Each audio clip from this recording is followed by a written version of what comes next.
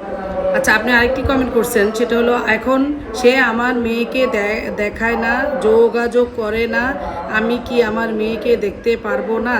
সে বলছে যে মেয়ের জন্য জ্বালালে সে আমার নামে মামলা করবে কাবিনের টাকার জন্য। আচ্ছা, ভালো ভয় দেখাইছে আপনাকে। এখন কাবিনের টাকা যদি ভয় পান, সেই ক্ষেত্রে তো আর মেয়ে দেখতে পারবেন না, কারণ সে মেয়ে আপনাকে দেখতে দিবে না। এখন মেয়ে দেখতে হলে আপনাকে আইনের আশ্রয় নিতে হবে। আপনি যেহেতু মেয়ের লিগেল গার্জিয়ান, সেই জন্য আদালতে মামলা করলে কিন্তু মেয়ে দেখার পারমিশন আপনি পাবেন। এবং যদি বুঝাইতে পারেন, আদালতকে যদি ভালোভাবে বুঝাইতে পারেন, সেই ক্ষেত্রে কিন্তু আদালত আপনাকে আপনার মেয়ে দিয়েই দিতে পারে। এখানে বাচ্চা পালার যোগ্য কে, এটাও কিন্তু আদালত বিচার বিশ্লেষণ করবে।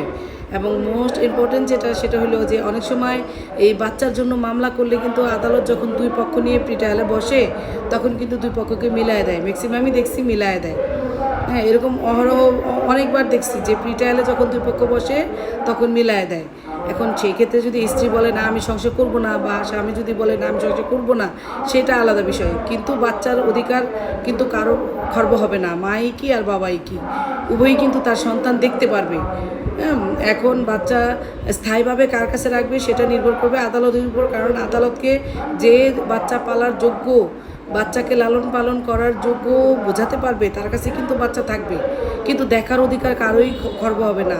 বাবা মা দুজনেই কি তার সন্তানকে দেখতে পারবে, তার কাছে নিয়ে রাখতে পারবে। এখন সব কিছু আপনার উপর নির্ভর করে। আপনি যদি মনে করেন যে আপনার বাচ্চাকে আপনার দেখতে হবে, সেক্ষেত্রে আপনি দেনমোহরের ভয় পাইলে তো চলবে না। দেনমোহর তো সে আজ হোক কাল হোক দেনমোহরে মামলা করতেই পারে, তাই না?